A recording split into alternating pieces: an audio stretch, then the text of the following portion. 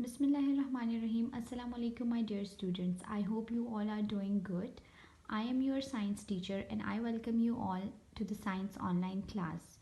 Previously, we have learned what sound is and how the sound waves travel through different materials. Today, we'll proceed our unit with the topic the characteristics of sounds. There are three basic characteristics of sound: pitch, loudness, and quality. First one is pitch. Pitch is the sharpness or dullness of the sound. Pitch is basically the speed with which a sound source produces vibrations.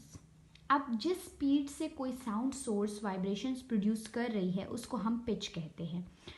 बिल्कुल simple example मैं आपको हमारे गले की देती हूँ. जो हमारा गला है, जैसे हम बोल रहे हैं, ठीक है, हमारा गला एक साउंड सोर्स है. इसमें हमारे इस गले से जिस स्पीड से साउंड प्रोड्यूस होगी वो इसकी पिच कहलाएगी. अब अगर हम बहुत तेज़ बोलेंगे तो हमारे आवाज़ की जो पिच है गले की वो हाई होगी. अगर हम बिल्कुल आहिस्ता बोलेंगे तो इसकी पिच क्या होगी? स्लो होगी, यानी लो होगी.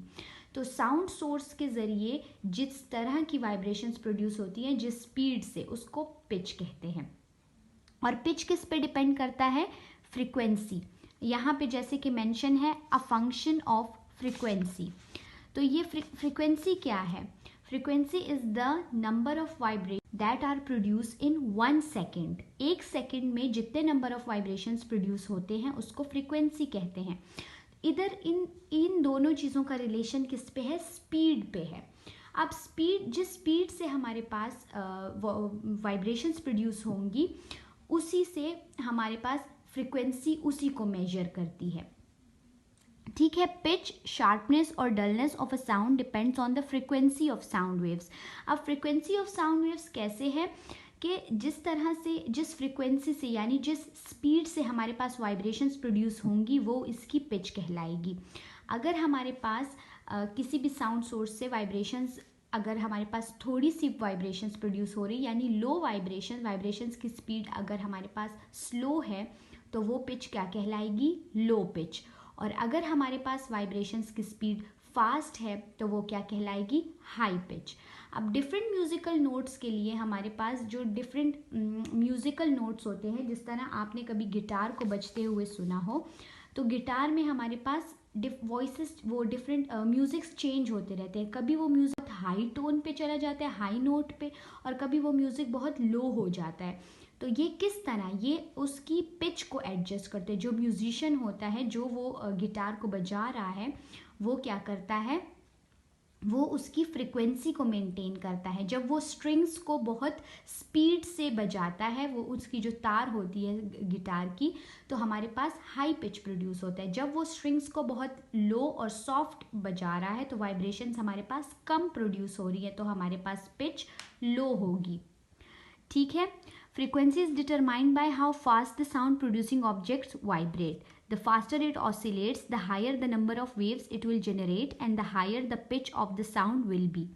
इसी जैसे मैंने अभी बताया, जितना फास्ट कोई साउंड सोर्स वाइब्रेट होगा उतनी ही हायर वेव्स हमारे पास जनरेट होंगी और पिच उतनी ही हाई होगी. High pitch is another way of saying the sound will be sharper. Obvious सी बात है, जब पिच हाई होगी तो हमारे पास आवाज़ भी तेज़ आएगी. यहाँ पे जैसे मैंने अभी गिटार की एग्जांपल दी, आपके पास यहाँ पे गिटार की एग्जांपल दी हुई है. तो this was your first characteristic, that is pitch of the sound. Coming towards our second characteristic, that is loudness और वॉल्यूम. लाउडनेस क्या है? आवाज़ का ऊंचा होना. ठीक है. It is the volume of sound. The volume of sound is the measure of its loudness. अब आवाज़ की हमें उसका जो आवाज़ की नौइयत का हमें किस तरह पता चलता है कि ये लाउड है या लो है? तो वो इसकी कैरेक्टरिस्टिक्स है लाउडनेस. ठीक है. अब लाउडनेस किस पे डिपेंड करती है? लाउडनेस साउंड की एनर्जी पे, कि जिस एनर्जी से साउंड प्रोड्यूस हो रहा है उस हिसाब से हमें पता चलता है कि वॉल्यूम की लाउडनेस कितनी है. अब एक नॉर्मल इंसान अपनी पूरी एनर्जी से साउंड प्रोड्यूस करता है, तो दैट मीन्स कि वो लाउड साउंड प्रोड्यूस कर रहा है। अब अगर कोई इसके कंपैरिजन अगर कोई बीमार इंसान कुछ बोले तो वो उस एनर्जी से तो नहीं बोलेगा, क्योंकि उसकी एनर्जी लेवल, उसका साउंड एनर्जी लेवल उसका डाउन होगा, तो वो ज़्यादा उसकी वॉल्यूम की लाउडनेस हमें पता चल जाएगी कि ये लो है। ठीक है, तो लाउडनेस किस पे डिपेंड करता है? Loudness depends on the sound energy. ठीक है, नेक्स्ट आगे है हमारे पास the loudness depends on sound energy. For example, how loudly the words have been spoken, कि कितने लाउडली, कितनी एनर्जी से आप अपने अल्फाज बोल रहे हैं, उससे हमें अंदाज़ा पता चलता है कि कितना लाउडनेस है, कितनी साउंड की।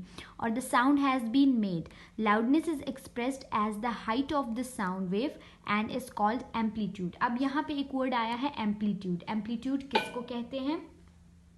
एम्पलीट्यूड है हमारे पास लाउडनेस में जो हमारे पास ये वेव्स हैं, साउंड की वेव्स, इसकी हाइट को हम क्या कहते हैं? एम्पलीट्यूड कहते हैं। ये जितनी हाई होगी हमारे पास लाउडनेस उतनी हाई होगी।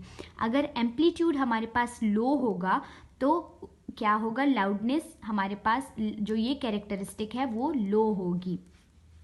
The greater the energy, the louder the sound, and the greater the amplitude, height of the sound wave. जैसे मैंने अभी बताया, एम्पलीट्यूड को कॉमन लफ्ज़ों में इंग्लिश में एम्पलीट्यूड किसको कहते हैं? हाइट को कहते हैं। ठीक है, तो हमारे पास जो है साउंड का जो एम्पलीट्यूड है, अगर वो साउंड वेव का अगर ये एम्पलीट्यूड हाई होगा तो एनर्जी हाई होगी और साउंड लाउड होगी। अगर हमारे पास ये वेव जो है, ये एम्पलीट्यूड है, ठीक है, ये हाइट जो इसकी होती है, ये हमारे पास लो है, तो हमारे पास रिजल्ट क्या आएगा? साउंड क्या होगा? क्वाइट साउंड होगी, यानी आहिस्ता आवाज़ होगी, और एम्पलीट्यूड हमारे पास लो होगा। ठीक है, अब साउंड को हम लोग मेजर कैसे करते हैं? The loudness of sound is measured in decibels. Decibels क्या है? Decibel scale is the measure of intensity, shows how much energy the pressure wave has. Pressure wave जब साउंड वेव्स में जितनी एनर्जी होती है उसको डेसिबल स्केल से क्या किया जाता है? मेजर किया जाता है। But it is also widely use in electronic signal and communications. ये जो हमारे पास वायरलेस कॉर्ड वायरलेस होते हैं, जो हमारे पास कॉर्डलेस वायरलेस होते हैं, ये सारे जो होते हैं इसमें क्या होता है? डेसिबल यूज़ होता है साउंड लेवल को चेक करने के लिए। The decibel scale is not a linear but a logarithmic one, it squares with every increase. अब ये नॉर्मल लीनियर नहीं है कि अब एक 10 डेसिबल है, 20 है, 30 है।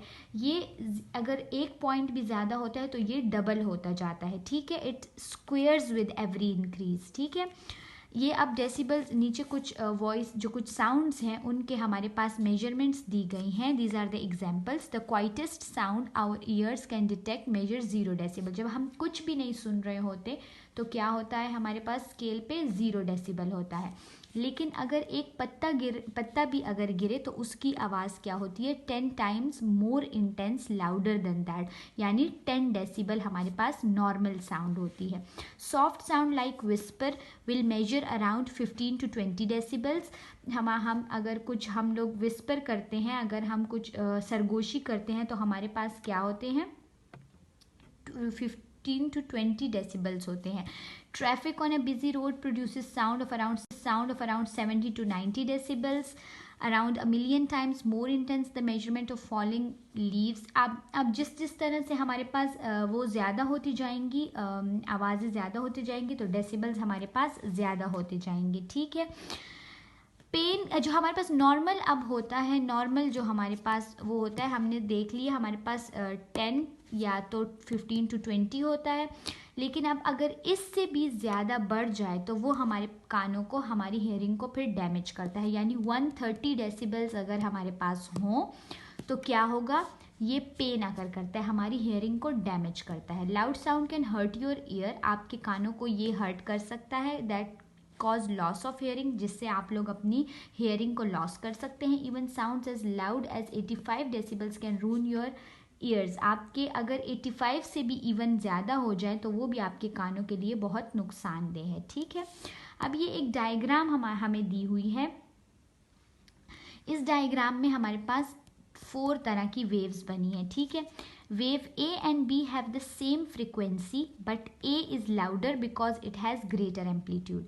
अब ए और बी में हमारे पास फ्रिक्वेंसी एक ही तरह की है, स्पीड इन दोनों की एक है, लेकिन ए हमारे पास लाउड है, क्यों? क्योंकि इसकी हाइट लाउड है, इसका एम्पलीट्यूड लाउड है। जैसे मैंने आपको अभी लाउडनेस वाले कैरेक्टरिस्टिक में बताया, अगर आपकी लाउडनेस, अगर आपकी वेव का एम्पलीट्यूड हाई होगा तो साउंड होगी।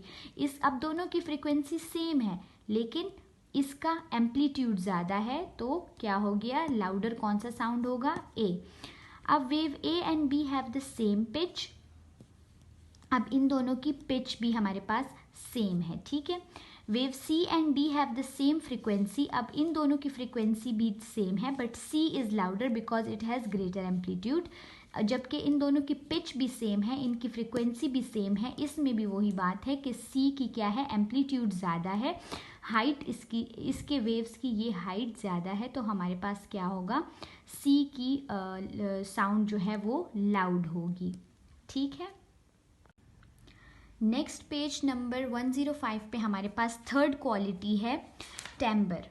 इसकी स्पेलिंग TIMBRE है, लेकिन इसकी प्रोनाउंसिएशन, इसको हम टेम्बर बोलते हैं, ठीक है। It is the sound quality, या देखिए इसको, timbre is use to distinguish between two different sounds. अब ये क्वालिटी क्या करती है? ये हमारे कानों में, ये एक ऐसी क्वालिटी, एक कैरेक्टरिस्टिक है साउंड का, जिससे हम लोग दो आवाज़ों के दरमियान हम लोग फ़र्क पहचान सकते हैं। अब एक जगह पे आपके पास देखें गिटार बज रहा है और एक जगह पे फ्लूट बज रहा है दोनों म्यूज़िकल इंस्ट्रूमेंट्स, लेकिन फ़र्क ये है आपके, अब अगर आपकी साउंड की ये कैरेक्टरिस्टिक आपके पास होगी, मतलब आप ये सेंस कर सकते हैं, तो आपको पता चलेगा कि एक गिटार है और दूसरी फ्लूट है, ठीक है। सो ये बेसिकली क्या करती है? ये टेम्बर जो है क्वालिटी है साउंड की, जिससे हमें पता चलता है दो आवाज़ों में फ़र्क हमें पता चलता है। साउंड क्वालिटी और timbre describes those characteristic of sound which allows to ear to distinguish sounds which have the same pitch and loudness. अब दो साउंड्स की लाउडनेस और पिच दोनों सेम होगा, लेकिन उनकी क्वालिटी को कौन डिफर करेगा? टेम्बर। Hence, timbre is a general term for the distinguishable characteristic of sounds. I hope you all understand today's lecture. Thank you so much.